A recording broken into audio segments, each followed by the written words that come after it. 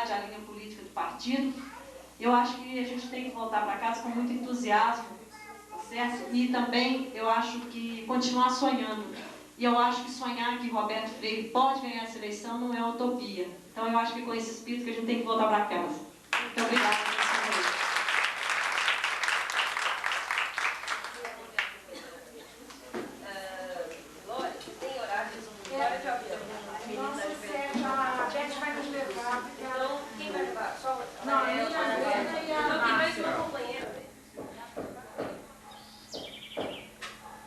Quem é você?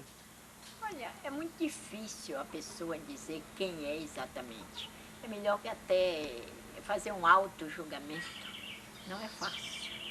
Porque você teria que analisar uma série de coisas, de acontecimentos de sua vida, de como você encontrou certos caminhos, de como você fez certas opções. Olhe, por incrível que pareça, embora eu não pareça, e às vezes até me recuso por causa dos preconceitos que há aqui no Brasil sobre a idade das pessoas, quando eu digo a minha idade, as pessoas dizem assim, você devia estar em casa, como é que você ainda está e como você não aparenta essa idade? Por incrível que pareça, eu tenho 75 anos. Já viu como são as coisas? Nasci no dia 13 de abril de 1915. Eu não gostaria muito de falar na minha família, porque essas coisas se perdem um pouco. Tá certo, então no tempo e nas lembranças. Mas assim mesmo, gostaria de falar. Eu tenho uma lembrança muito longa, sabe de quem? Do meu avô, que morava no interior do Ceará. E morava lá no interior do Ceará.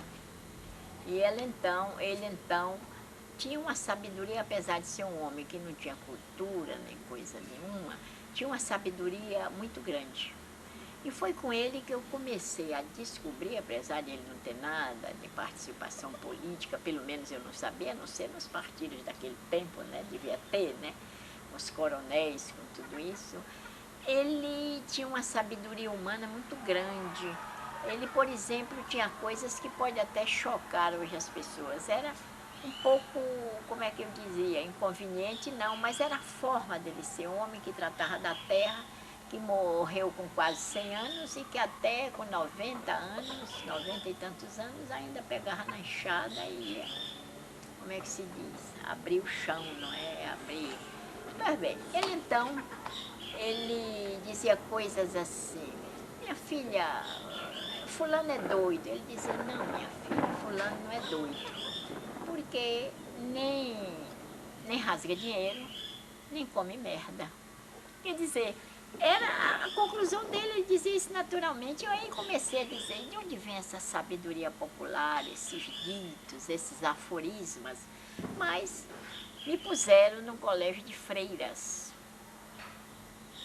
E eu fui lá, talvez, nesse mesmo contato, umas freiras que eram francesas, de origem francesas. Eu aprendi a língua francesa, as primeiras coisas, eu comecei a conhecer outro tipo de vida, e era interna, né, nesse colégio. Lá havia uma série de preconceitos que eu me indagava, por que esses preconceitos? Tinha que se tomar banho vestido. Se ali não tinha homem, se ali não tinha pessoa, se a porta do banheiro era fechada, por que eu tinha que vestir uma camisola para tomar banho? E se a freira descobrisse que nós estávamos tomando banho sem aquela camisola, isso se criava um grande problema. Não se podia usar, começavam a aparecer os sutiãs. E não se podia usar sutiã, porque tinha que usar corpinho. Sabe o que é corpinho? É um tipo de sutiã que não tem nenhum formato para não aparecer os seios. Nós nos vestíamos, íamos com chapéu de chapéu, laço na cabeça, no chapéu, todos os domingos para missa. Então, me chamava muita atenção uma coisa. Era essa coisa que me chamava a atenção. Era que tinha um orfanato. Nós que pagávamos, que eram as filhas dos fazendeiros, dos donos de terra, tínhamos um lado da igreja para ficar. E as órfãs tinham outro lado. Então, elas é quem, eu acho que quem lavava a roupa, quem passava, quem cuidava do asseio da escola. Eu dizia, por que essa diferença? Se nós somos da mesma idade, se até há moças mais bonitas ali daquele lado, por que essa diferença? Eu começava a me indagar, de forma que essa indagação foi muito cedo, porque eu fui para esse colégio com 10 anos e saí com 15 anos, quer dizer, muito cedo, essa indagação. Então, por que essa imoralidade? Por que não se pode tomar banho? Os animais não tomam banho sem roupa? Será que veste camisa lá no jardim e tal? Então, eu comecei a me indagar para essas coisas todas, mas até aí não daria para coisa, né? Eu vim embora, a gente foi acabar no Rio de Janeiro, etc. E eu me indagava também por que meu pai botava pessoas para fora da fazenda. Por quê? Um dia me disseram que ele tinha posto para fora numa fazenda, no município, um pai de família, porque tinha ido vender algodão na cidade para comprar um remédio para o filho. Eu disse, como é que pode? Mas deixava a criança doente, deixava a criança morrer. Eu vivia de indagações diante da vida, diante do comportamento das pessoas, diante de tudo isso. Por que eu seria obrigada a aprender francês? Todo mundo nas escolas sabia só o português. Eu tinha que ser francês, porque tinha que ser uma moça bem educada. Para ser bem educada, tinha que aprender francês. Mas, através do francês também, eu descobri os humanistas, eu descobri as obras clássicas, eu descobri tudo isso. Bom, aí faculdade, tudo isso, fiz um concurso, aí eu já me sentia, com referência à mulher, eu já me sentia que eu só podia ser independente, sem saber nada de mulher, nem de movimento, nem de nada, se eu fosse independente economicamente. E eu, independente economicamente, o que é que acontecia? Acontecia o seguinte, eu poderia ter a vida que quisesse. E fiz um concurso. Primeiro concurso público que houve aqui no Brasil, no tempo de Getúlio Vargas, para um organismo chamado IAPI. Passei muito bem. E depois vim para a Bahia, onde trabalhei. Fui nomeada para lá, frequentei aí a faculdade, encontrei os movimentos, eu vi as pessoas na rua e perguntava, bem, primeiro eu me hospedei na casa de uma negra, chamada Maria Brandão, e descobri que essa negra tinha uma porção de ideias, e eu tinha sido encaminhada para lá justamente com um companheiro, através de uma pessoa do Rio de Janeiro, que era do Partido Comunista e que já reunia com os alunos, eu não sabia bem para quê. Mas fui, e ela então, eu tenho um livro meu que eu escrevi há algum tempo, Mulheres, Participação nas Lutas Populares, onde eu conto a história dessa mulher. Ela me ensinou a subir e descer as ladeiras de Salvador. Ela me ensinou a solidariedade humana, ela me ensinou a ir assistir, o marido dela era estivador, no Porto de Salvador, aqueles comícios. Eu digo, meu Deus, por que esses homens fazem esse comício? Por que eu estou nesse comício?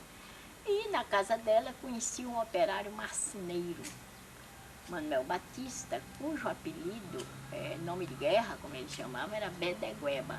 Ele começou a dizer que vocês aprendem as coisas na universidade, mas não sabem o real da vida, o detalhe da vida. Por quê? Aí começou a me dizer, olha, eu faço uma mesa, o patrão ganha tanto nessa mesa, ele compra a madeira por tanto, e isso é que vocês chamam de mais-valia. Então é o meu suor. Aquela mesa, o lucro que ele tira é do meu suor. Eu então fui aprendendo isso. E conheci um homem, Giocondo Dias. Bonitinho. Tem que olhar para onde? Eu não sei, eu estou olhando.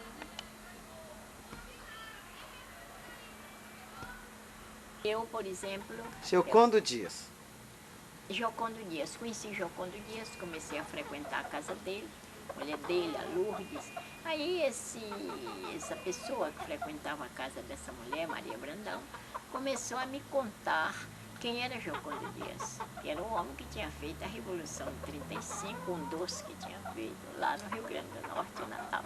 Revolução. Eu digo, que revolução foi essa? Eles começaram a me dizer, etc. e tal. E eu vi que aquele era o meu caminho. Eu não tinha outro caminho. eu vi aqueles trabalhadores, vi aquela miséria, vi os negros que tinham construído aquele país.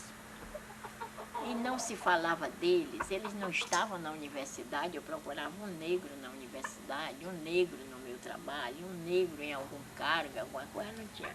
Eu disse, então isso é uma forma também dessa exploração. E eles me disseram, é uma forma de exploração, usar o racismo como mais uma exploração, porque eles são trabalhadores, né?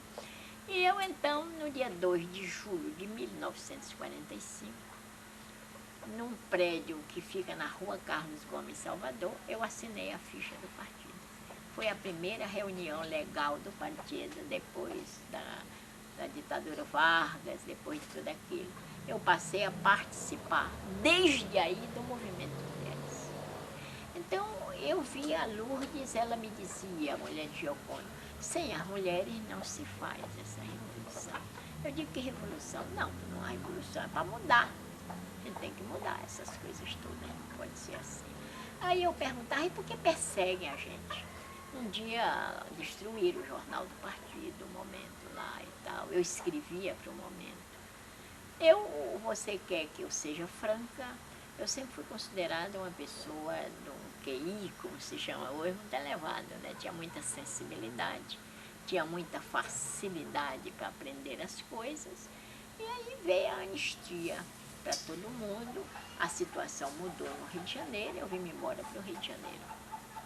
As coisas no Rio de Janeiro, aquela cidade, aquele mar, Copacabana, uma vida bonita, movimentada, com coisas na rua, passeatas, comícios, perseguição de polícia, aquilo tudo me encantava.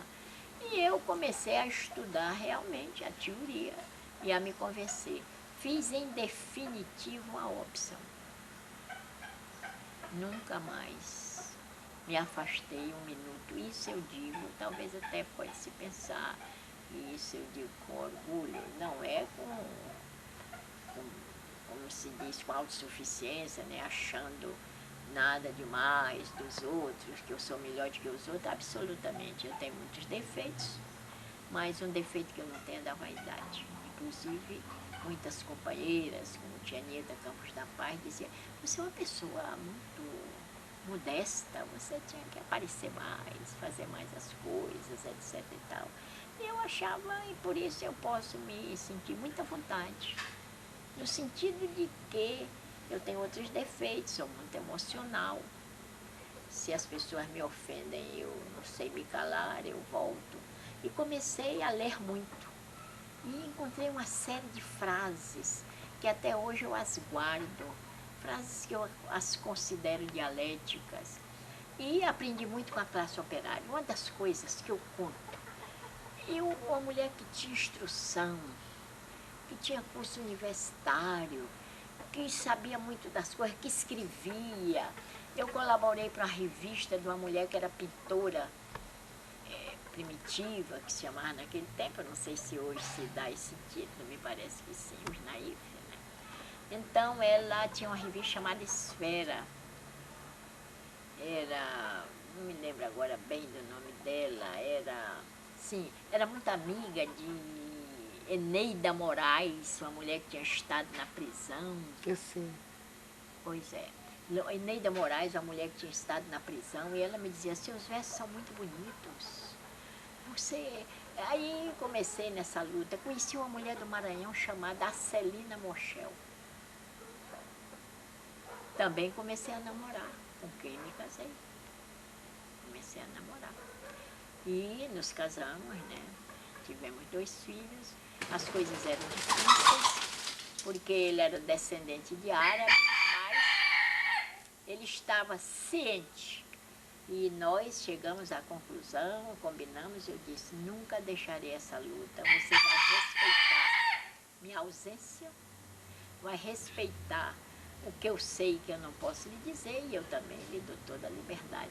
Isso era uma coisa inteiramente nova naquela sociedade. Conheci tanta gente, descobri os negros.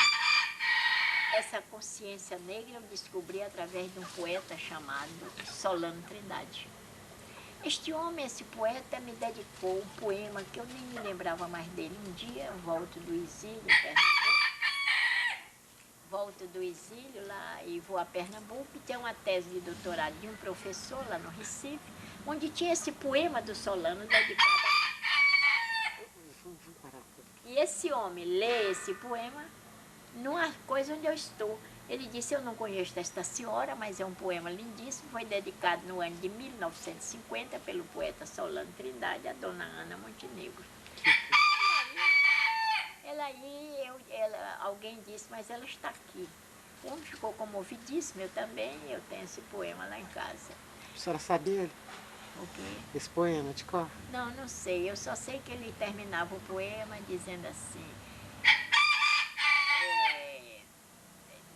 no seco nordeste, Ana, tem gente com fome.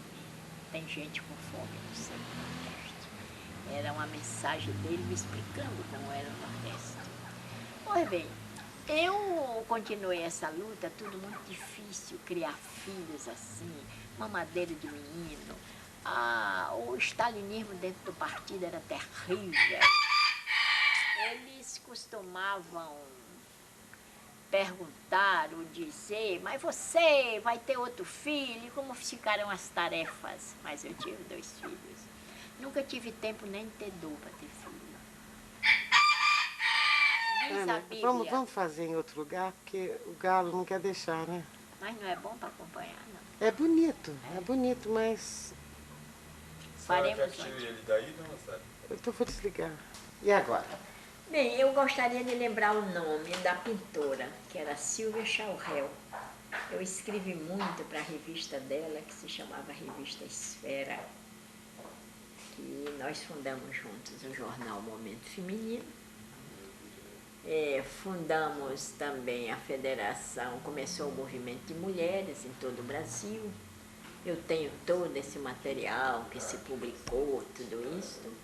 E fundou-se a Federação de Mulheres do Brasil. Isso é uma história muito longa, demandou muitos sacrifícios, muita coisa. E nós, sim, então continuei essa luta. Era muito difícil com filhos pequenos, principalmente porque eu tinha trabalho, eu trabalhava no serviço jurídico do IAPI, depois eu fiz passar para o INPS até 64. Eu tinha uma atividade intensa, escrevia, fazia comício, fazia palestras, ia às reuniões do partido, ia às reuniões de mulheres, e adquiria assim um certo conceito social que ajudava o partido em muitas coisas, né? Talvez por isso, mesmo com aqueles métodos de então do stalinismo, que eu sabia que não eram justos, mas parece que depois eu vim aprender uma frase que eu já tinha na minha consciência, quando José Martí disse, é preciso viver no seio do monstro para criar um anticorpos. Então eu achava que era lá dentro do partido que eu podia mudar aquilo. Eu tive um grande amigo dentro do partido que me ajudou muito, de uma certa forma, a compreensão disso. Que essa opção, que essa conscientização, que essa militância, que tudo isso poderia se acumular e poderia me enriquecer e eu poderia ajudar, mesmo com as dificuldades que houvesse com aqueles métodos de então. Era Astrogildo Pereira. Não posso deixar de lembrá-lo. E por estranho que pareça, um homem que era um intelectual, que era, podia dizer até um literato. Esse homem, ele procurava, nas amizades dele, ser uma pessoa tão... contar anedotas. Eu aprendi a contar anedota com o Astrogildo. Quando ele me contava, quando ele me encontrava, ele contava qualquer coisa, e eu às vezes acreditava, porque ele contava sério. E depois é que eu via que, como se diz hoje, como diz meu neto, eu tinha entrado pelo cano, ele tinha me enganado, não era nada daquilo que ele estava dizendo. Isso foi tudo muito difícil, a convivência com pessoas como esse Arruda Câmara, com outros que queriam impor uma série de coisas que não correspondiam à realidade. E depois, com a denúncia ao culto da personalidade, e certas figuras que eu não entendia, que eram do partido, que tinham defendido o partido, que tinham defendido, diziam que tinham defendido a classe operária. Como é que eles mudavam? Como é que eles saíam? Como é que eles, em lugar de consertarem tudo aquilo, eles achavam que era dividindo? E podia, aprendi uma coisa que se chama unidade. Que eu achava que só com a unidade de todos nós era que nós podíamos abrir caminhos.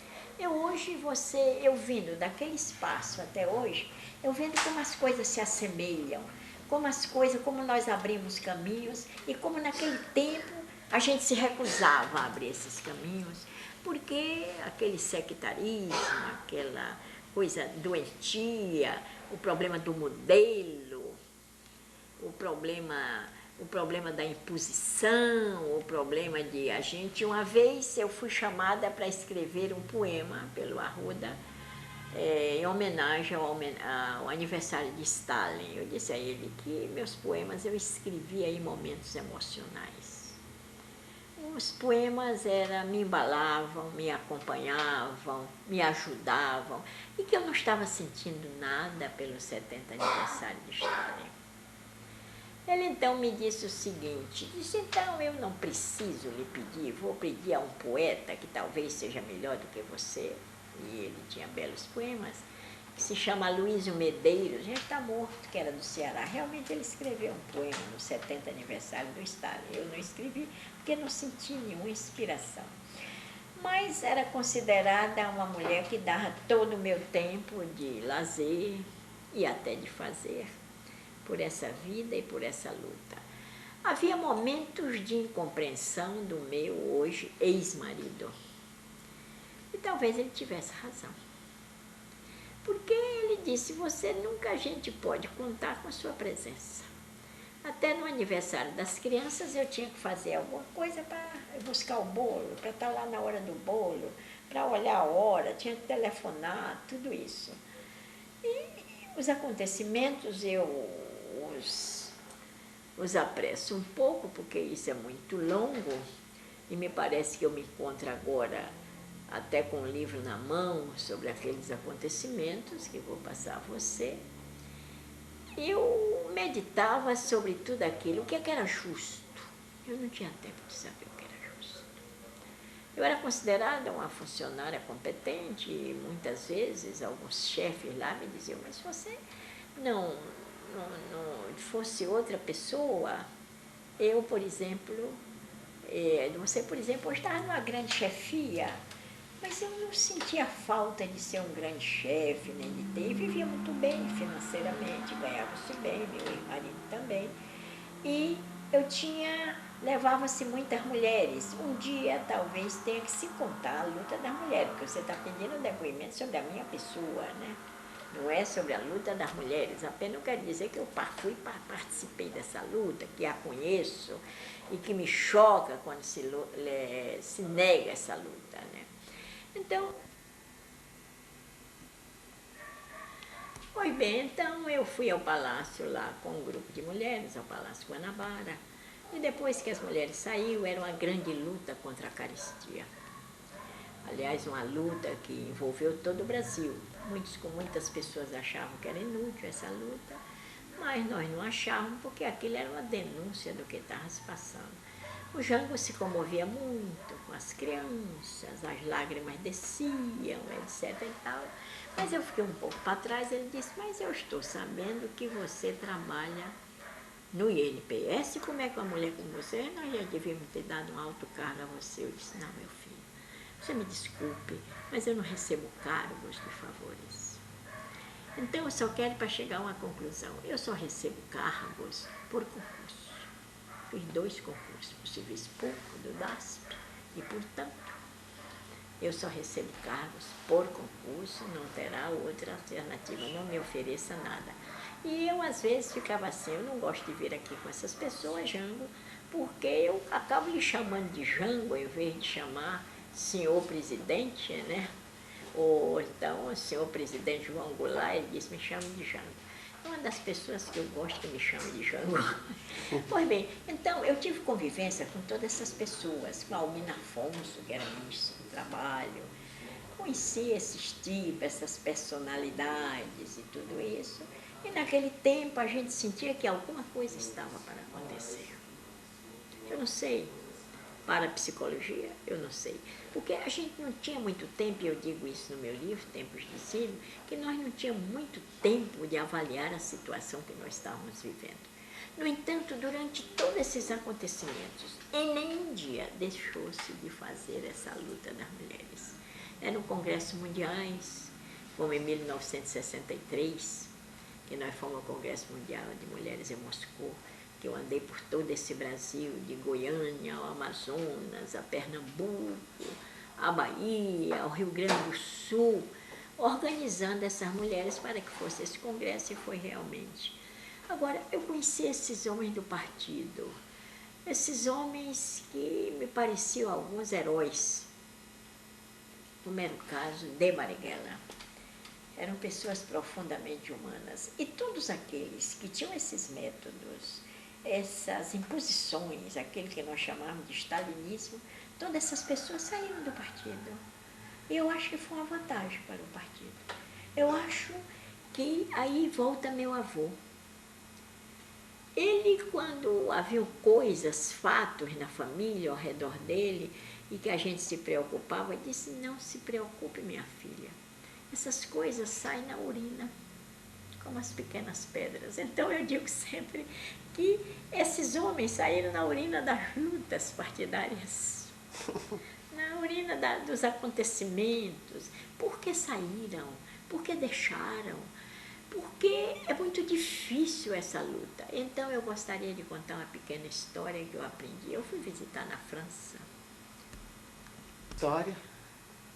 Sim, eu estava na França. Eu vou de um espaço, de um lado para o outro, de um tempo. Eu estava na França e me convidaram para ver uma sala onde tinha uma exposição de Lenin, sobre Lenin, que ele viveu no exílio na França também.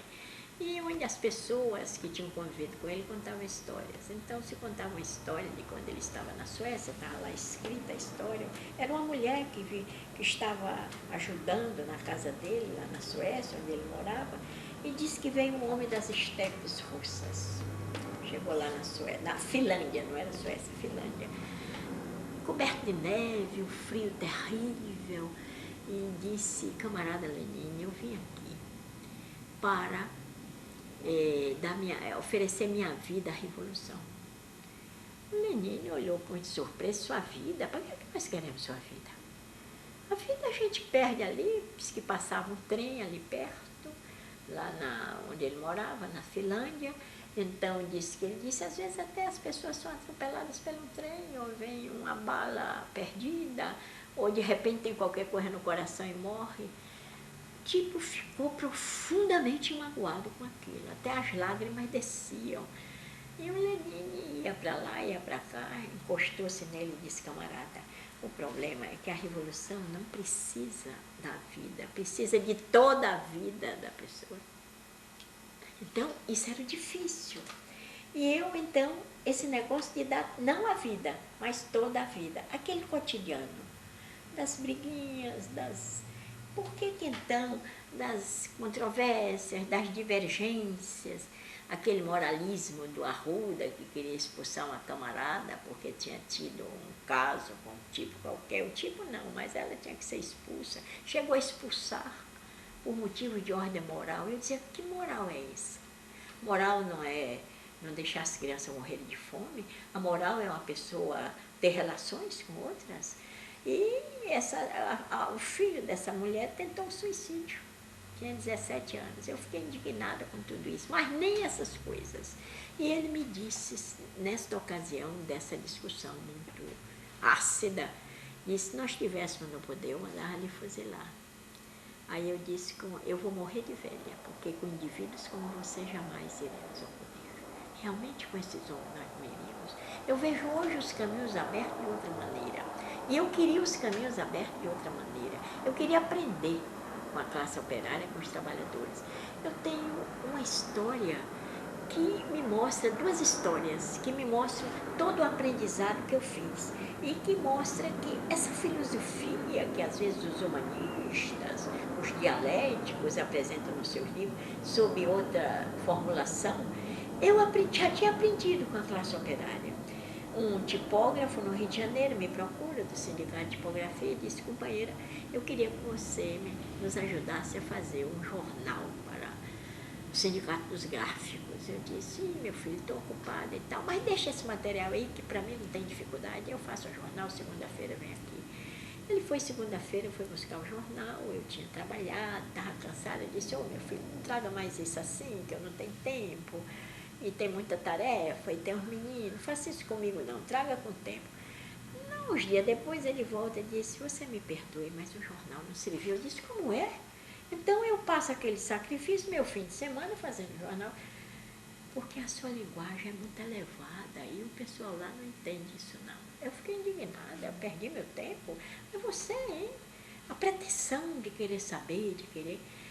E depois eu pensei e disse: olha, companheiro, vamos fazer o seguinte, vocês façam o jornal, tragam e eu corrijo.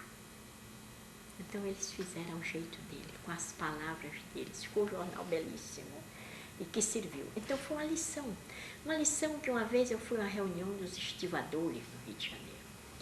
E ele me disse o seguinte, estava se criticando muito um companheiro.